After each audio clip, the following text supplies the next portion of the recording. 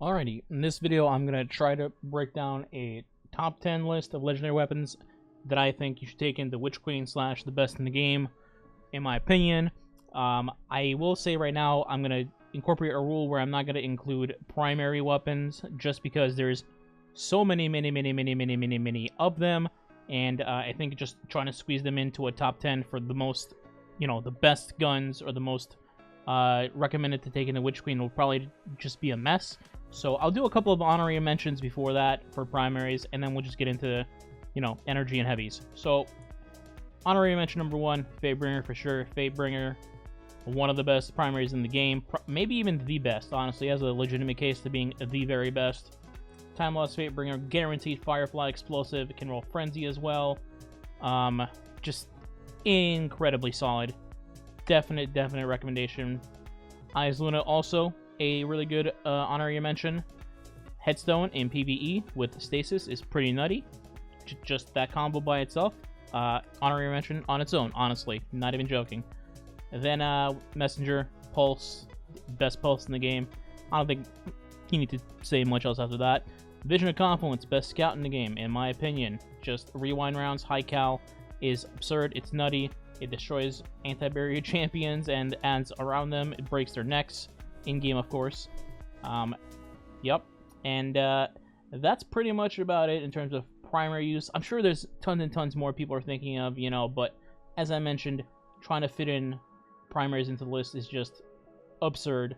But there you go. Some honorary mentions. Let's get on with the rest. Let's get on with things you already saw. Heritage, one of the best shotties in the game in PvE. Recon, Nation, and Reconstruction. I was going to say Recon. That would have been a little weird. Still one of the best perks in the game, I think, on a shoddy anyway. I think shoddy meta could definitely return in PvE depending on what they do in Witch Queen. And if that were to happen, this would be the front runner for that, in my opinion. So I think you should still try to pick one up with a role like this or something similar. You don't have to do the whole Heritage first in, last out, slug comboing or whatever. I just think this on its own is really solid, and you should have it. Then you got Succession, which is also from Deepstone Crypt. I believe this has 2 god rolls in the raid, actually. Number 1 would definitely be Vorpal Left from Gold for me.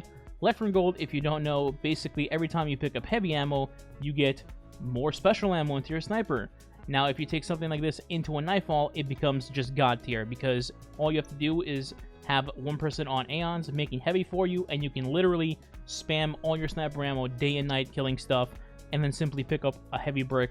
You automatically get green off that heavy brick, and then you continuously keep having sniper ammo over and over and over, and you don't even need special finisher on to generate green anymore. It's just amazing. So that's the first god roll. The other one, of course, being Recon Vorpal, also a fantastic roll, a god roll in its own right in other ways. That and this I would definitely look out for. If you still do Deepstone Crypt, definitely get a roll like this, one of the 2 at least. It'll be really good at Witch Queen. Next up, Ignition Code. As much as I just absolutely detest using blinding nades, it is a top choice to definitely have going into week 1 of Witch Queen, mostly for underleveled content, blinding stuff. Also rolls Vorpal. If you don't have good luck getting Ignition Code from the Umbral machine, you can also get Pardon Our Dust from the Dares Activity, Dares of Eternity. It can roll Blinding and Spike here, and can also roll Auto-Lighting Vorpal. And it's a perfect god roll, but I hate Blinding so much, dude. But, alright, in all seriousness, yeah, Pardon Our Dust and Ignition Code, definitely solid choices going in to Witch Queen. 1,000 Yards there, another sniper to talk about, but this sniper, honestly, feels just as good as it did in Destiny 1. Obviously, the role most people go for is Snapshot Quick Draw, but you could use a PvE roll of this gun if you really wanted to. It just feels so nice. It's a void option for snipers, which there aren't really a lot of, not good ones anyway. And it's a fan favorite. If you're just farming out guns to bring into Witch Queen that you think would be helpful, this is definitely one of them. Go farm the Grasp of Avarice boss. If you really want to increase your chances, go farm the Master boss, because you only get Eyes Luna and this to drop as weapons from the boss, aside from the armor. Just a quick tip. I would definitely put 1,000 Yards there on this list going forward. Heathen's Vengeance. Now, I will make a note in saying that I would bring up Royal Entry for this. However, Royal Entry's drop rate is like 0.000000000000001%, and even if you do beat that percentage, you will get Underdog Unrelenting on it, which, you know, kind of sucks.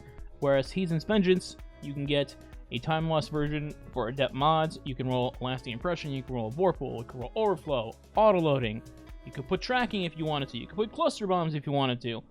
And it's fairly farmable. It's not just RNG underdog luck. So it's also really solid going in pair with Gallahorn, given that Gallahorn gives a damage boost to legendary rocket launchers. So I think this is a really solid choice to go farm out before Witch Queen inside Vault the Glass. Speaking of rocket launchers, I think the Hothead is probably the top choice this season for a rocket launcher to farm out that isn't an exotic. Explosive Light and Demo go really, really well together, and I believe the last week of this season will be Lake of Shadows that will feature Hothead as the drop, so if you were ever going to get it, that week is the week to get it, to get this God roll going into Witch Queen. A very solid choice, and of course, Adepts can use Adept mods, which also helps. I do want to make a quick mention for these swords, because I'm sure someone will bring it up.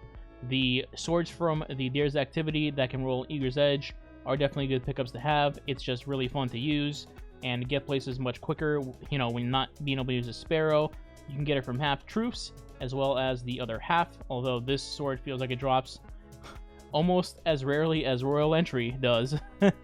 But yeah, I just wanted to mention these because of the whole Eager's Edge trend going on. The other sword I wanted to mention is actually for God Roll purposes, because this sword is busted as fuck and people just don't realize it. I actually made a video on just this one sword alone because it's just that damn good, but I thought I'd mention it here as well. So this sword is the new sword from the Grassfarer's Dungeon. It is a sword similar to Falling Guillotine in that it's a vortex frame, so it's a damage sword, but on top of that, it rolls Chain Reaction, and in this slot, you can get Unrelenting, you can get, reads notes, Demolitionist, excuse me, but what people don't seem to realize, or at least they don't prefer, is that Unrelenting combined with Chain Reaction means 1 kill equals procs Unrelenting equals you just heal yourself. Also, let's not forget Devour's in the game, so Warlocks equipped with this sword basically become unstoppable when you're doing stuff like Lost Sector solo runs for exotics and things like that. It is a really slept-on combination, and I think it's worth mentioning again for a second time. And this is also usable for Hunters and Titans because it gives you a healing option now for said Lost Sector runs. Definitely go farm this out from the dungeon if you can. Before wrapping this up, I do want to mention a couple of extra energy/power weapons that you could look out for, but I don't really think you'll be needing them per se, but it's still nice to look out for. Things like Shepherd's Watch with Firing Line, because Firing Line recently got buffed and Vorpal got nerfed, so it could be helpful. You also have Distant Tumulus, which can also roll Cloud Cartridge plus Firing Line. Could be helpful. If you, for some reason you don't have a Dort already, get that as well. First in, last out, still solid, still same God roll. It is a good choice, but it's really, really hard to get because it's from Banshee, and Banshee has 600 million weapons in his loot pool. But if you're lucky enough to get this, be sure to keep it for sure. Then we have the Ikelos Sniper as well. 4 tons of charm or triple tap, plus high impact reserves. Really, really solid. Ikelos Shotgun, not really something I foresee being meta, but if you do happen to get a Let From Gold Vorpal roll or a Trench Bell roll, you can hold on to one of those. Empty Vessel is another one of those things, just like Royal Entry, the drop rate is obnoxiously low. However, if you happen to do get one that's solid, such as Autoloading, Disruption, plus Spike or Blinding, you should keep that as an option for a Blinding GL or a Spike GL in the energy slot. Then you have No Composure. If you haven't finished the quest, what are you doing? Go finish it. Really good fusion, regardless of Particle being here or not. Salvager Salvo, same thing. Solid GL, it's a quest, it's not RNG. Just go get it before Witch Queen, you'll thank yourself later. Long Walk from the Prophecy Dungeon can roll Overflow Frenzy. It's not the greatest thing in the world, but I feel like this is a nice, solid Solar Sniper to have if you don't have the time to get something like an Izume, which, you know, time is running out for that, and you might not have teammates for, you know, GMs. I'm not sure where Retracted Path is going to be going in terms of the future for Trace Rifles, but I feel like holding on to a god roll or a good roll of this gun and just putting it in your vault and seeing how the meta shapes around trace rifles going at the Witch Queen is a solid idea. So for that reason, I think you should probably get one of these from Dares and just chuck it in your vault and see where things go. Interference has been solid for quite a while, pretty much ever since it was introduced or reintroduced. It's hard to keep up with sunsetting, but it's a GL option for Arc in your heavy slot. It's always been solid. It has some pretty good perks it can roll. Banshee and Zerg can sell it as well, so look out for a good roll on that note. Bequest, best sword in the game for Arc slot, in my opinion still.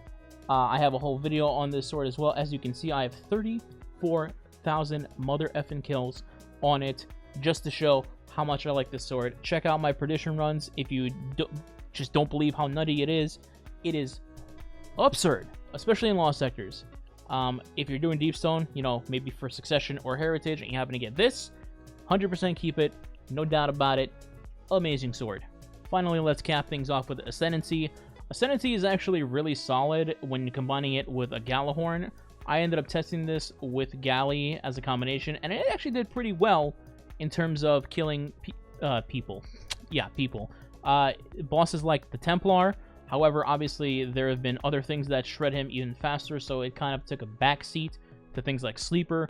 But next season, when things like Particle isn't around, this might shine a bit with Galahorn. Also, apparently Explosive Light and the Galahorn were not working with each other previously in the season as a bug, and that might be getting fixed for Witch Queen, so it might be even better than initially thought.